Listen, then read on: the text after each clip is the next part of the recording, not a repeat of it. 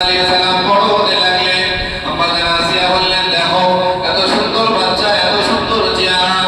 এই বাচ্চাকে আপনার কত সুন্দর, আপনার তো কোনো সন্তান নাই, এই বাচ্চাকে যদি আপনার বাচ্চা ছেলে হিসাবে যদি রাস্তার